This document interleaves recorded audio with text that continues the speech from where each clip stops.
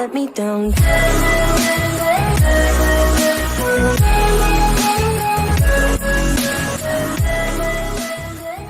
What fact is common knowledge to people who work in your field, but almost unknown to the rest of the population? An elevator will go up to the top of the hoist instead of crash to the floor in most catastrophic failures due to the counterweights. Huh? Really? You mean TV and movies made this up? Well, if the cable snaps, you fall. And that's the usual catastrophic failure you see in movies, since it's more entertaining. And normally lifts or elevators have 4, 8, 12 or 16 or more cables. They can't snap. They can be cut, or something can destroy them. But the cables themselves literally can't all snap at once. Each cable can support the lift's weight itself, or should be able to, and there are between 4 and 16 or more. On some very large express elevators like in the US, skyscrapers per lift car. Then there are brakes on many lifts on tall buildings which should be able to slow the lift down by clamping onto something, essentially metal bits. Grab metal bits. On smaller buildings these aren't used because they take time to work. They're not instant, they make initialize instantly. But they take time to slow the lift down, like braking a car at 20 miles an hour. You don't just stop, you carry on for a few meters. If the building is only 20 or 30 meters high, it's not really worth it. But then I've never heard of any major accident injury from a 25-meter lift car falling down out of nowhere with people inside. Or a 600-meter lift, for that matter. I mean, I get if a meteor flies through the lift shaft like in Armageddon or something, sure, that might make the lift fall down. But that's the least of the problems. They'll be dead from the shockwave before the car hits the bottom.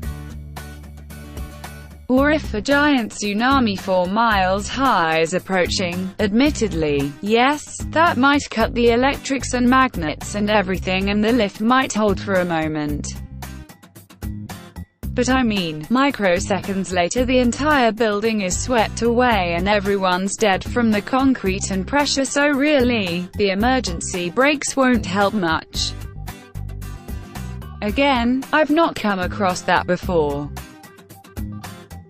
Would make for one hell of an overtime sheet.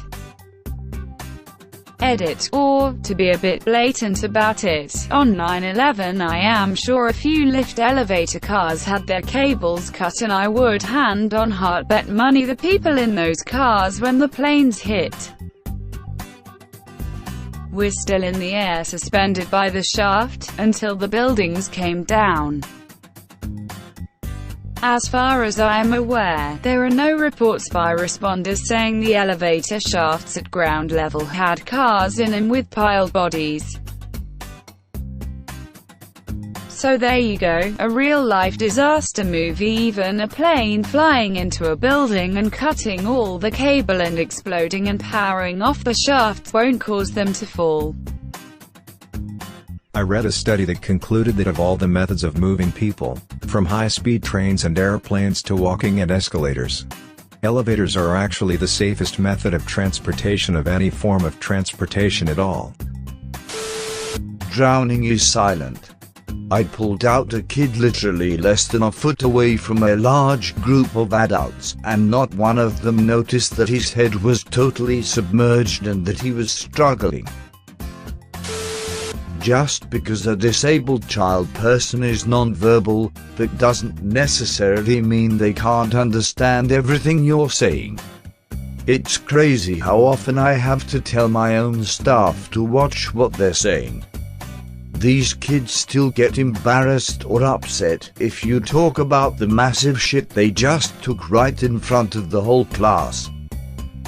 I am constantly reminding my staff of this.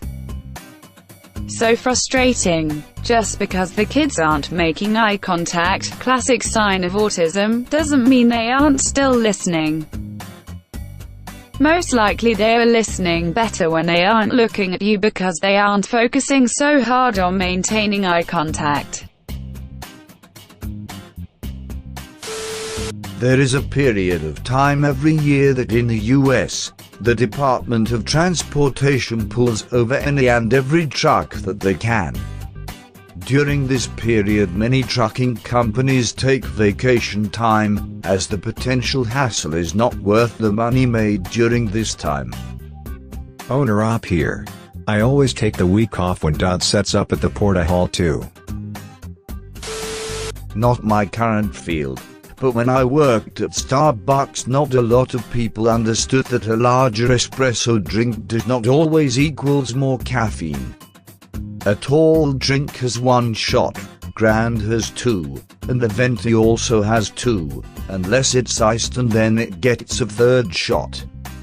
So many times customers would order a Grandlet and say, "You know what, you'd better make that a Venti, I can use the extra caffeine," when in fact the larger size is just more diluted with milk. If you are looking for more caffeine, a drip coffee is going to be the most bang for your buck. Also, this seems really obvious, but a lot of people would get upset when they ordered a flavored coffee and saw that I would put syrup in it. No, coffee beans do not naturally come in caramel, vanilla, toffee nut, raspberry etc. flavor. Being a civil attorney, we almost never go to jury trial and the job can be unbelievably boring. And the time and expense involved. It's not uncommon for suits, particularly those of large dollar amounts, to take 3 to 5 years to reach resolution, and the expenses can easily run into the mid-6 figures. Just settled an admitted liability crash case, where the only question was damages.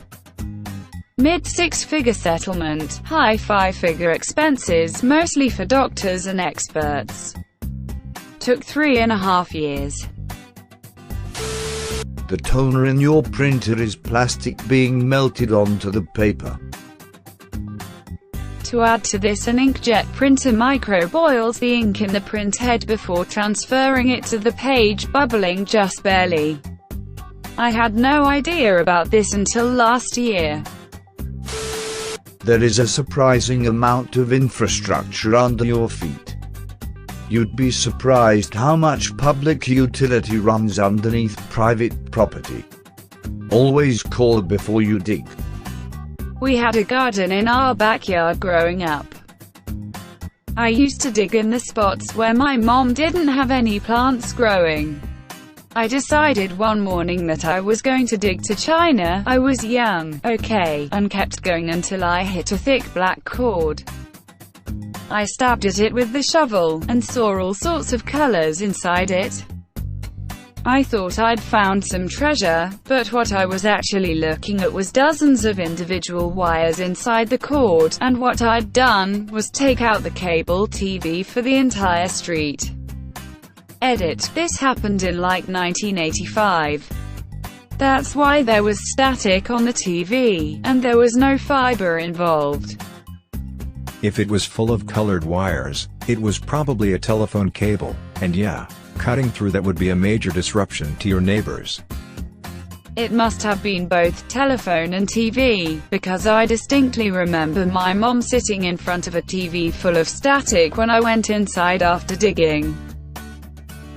How long after that did it take you to connect the dots? Not until the cable guy came over the next day. It took him a while too, because he started at the box in the backyard and had to figure out why it wasn't working there, either. I don't remember how he finally traced it to a hole in the garden that no one but me knew was there. There are tools that can approximate the length of a wire based on its resistance. If you expect in the ballpark of 120 feet and it only shows 30, you know there's a break somewhere. Approximately a quarter of the way. Crackin' job, lads. In some museums, what you see on the shelves can be less than 10% of the whole collection.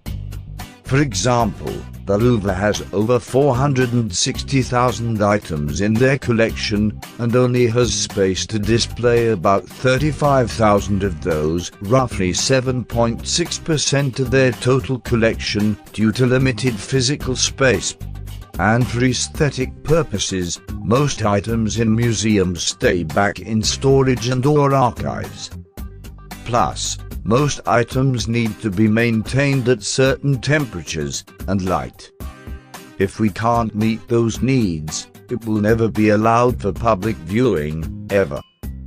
There are most likely some of the most amazing, visually stunning pieces of artwork that you or anyone will never get to see. Bonus, accession and accession can also be a touchy area. Just because it's old doesn't mean we're going to take it and add it to the collections, and we try to be nice to people who are disappointed we won't take their precious family heirlooms. Other times, it's easier just to say, yeah, we don't want that. Edited. For correct percentage of the Louvre's collection, it's lower than I thought. Edited again. For those who were asking, I have a BA in art history and a master's in museum studies. I presently work as a digital preservation librarian in the archives and special collections of a university, and have worked in numerous universities all over the world.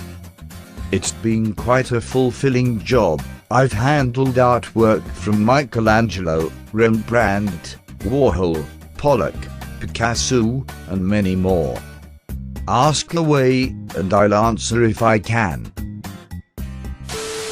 In scoring for film, the orchestra ensemble actually plays the music live as the movie is played behind them. It is recorded and synced. Edit should have specified the conductor, who is usually the composer, stands facing the screen and has a small screen in front of them with different colored bars to indicate starting, stopping and pace, as well as other cues and insets. Composers have watched the film beforehand and are often frequent collaborators with certain directors.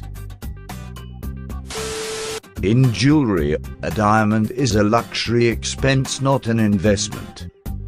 Gold is the investment. If you try to sell your engagement ring, you'll get maybe 20% of what you initially paid for it. Jewelers can get diamonds for a fraction of what you paid for it. Gold is only an investment if you buy it at the right price, i.e. not mall jewelry price. You need to be somewhere in the ballpark of spot value for weight for it to be of any use as an investment. Maybe investment is the wrong word, but jewelry in general is not going to grow in value better than raw materials. Gold jewelry will hold its value better, which is what they were saying, I think. Insurance adjuster.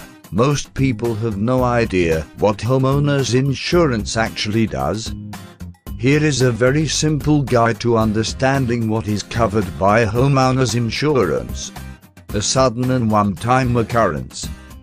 While there are some exceptions to this, understanding those few words will help you understand 95% of what is and is not covered by your policy. Note: my experience applies to US insurance only. Important exceptions: earthquakes and floods. Floods from the ground up, not from a burst pipe. Both of those require separate coverage. Edit. And landslides and sinkholes. These are generally excluded for the same reasons as earthquakes, ground movement. My parents got earthquake insurance in the early 90s, and it is completely impossible to get now. It's crazy expensive. All processors begin as top of the line, and then may end up lower, because they didn't make the threshold. Explaining with an example. Intel only tries to make i9 processors. Let's say they have 16 cores. Since the process of making these is hard, only 20–30% have all cores working. Next they see the amount processors with more than or equal to 8 cores, disable extra cores just to make sure only 8 cores work and ship them as i7. Next 4, 5, 6 and 7 in all only 4 cores are left working and shipped as i5. 2 and 3 only 2 cores are left operating and all others are switched off, shipped as i3. Hope that makes sense. Also, this was a hypothetical example. Not all facts may be accurate, they should be, but just in case. Also, this is done to minimize wastage, which in turn makes these things cheaper, so it's a win-win for all. Also, this isn't just done by Intel, Snapdragon and all do it, so when you hear Nvidia is unable to meet the supply of their top-tier card, it's not because they didn't try hard enough. It is because they keep failing to reach the benchmarks they expect in their top-tier cards and sell them as low-tier, because the yield is low. Note: this is a very difficult process, and checking for mistakes in each byte at 14 nm is not possible, since verification is a destructive process, so if something is wrong, generally a batch gets screwed. Important edit: this is a bit oversimplified. Low-end processors are also made, but they require setting up an entire assembly line, and thus are only done if there is a high demand and a very high probability of significantly better yield. Also, cores are not just the only parts disabled. I don't know if Intel does it, but I recall reading that in the past AMD would arbitrarily disable some perfectly fine cores just because the demand for whatever their mid-range processor was at the time was so high. Some hobbyists would unlock the extra cores, and depending on why those cores were disabled in the first place, they'd either get a high-end processor for cheap or they'd have an unstable mess. They laser them off nowadays so you can't access them. That's not just AMD. Around 20 years ago there was a run of perfectly good Pentium IIs capable of running at 450 MHz. But market demand for the cheaper 300 MHz chips was so high, Intel forced them to run at a lower front-side bus, badged them as Pentium 2 300s, and shipped them out. A few clever overclockers figured out that batch all had the same CPU stepping, and it made a little ripple in tech news. Neurodegenerative diseases, Alzheimer's, Parkinson, starts way before the first symptoms appears. No one wake up suddenly one day with Alzheimer's. From actual data, it seems that the disease is rampant for 10-15 years before the first symptoms. Some research say that you can start identifying abnormalities 20+ years before the memory loss begins. And it works for all neurodegenerative diseases. A FIC means, as far as I know. What kind of early signs can be seen 20+ years prior to the first real symptoms? I work in Parkinson's disease research. For Parkinson's, it's loss of smell, REM sleep disturbances and constipation. These can start up to 20 years before motor symptoms develop. There is currently no treatment to stop or slow the progression of the disease. Edit: as a lot of people are asking, I'll add this reply to another comment here. Just to clarify, having loss of smell, or any of the other non-motor symptoms doesn't mean that you will get Parkinson's. There are also lots of cases where Parkinson's occurs without these symptoms. Finally, the symptoms could occur 20 years before or too. It's a very complicated disease with many different potential genetic and environmental causal factors. Edit 2. If you are experiencing any of these symptoms and are concerned, you should consult your doctor. It's far more likely that there is a cause other than Parkinson's. That's certainly not what I wanted to read as I sit on the toilet constipated. If you are constipated, you need to take in more fiber such as beans, lentils, oatmeal, whole wheat pasta, spaghetti, nuts and etc. and water.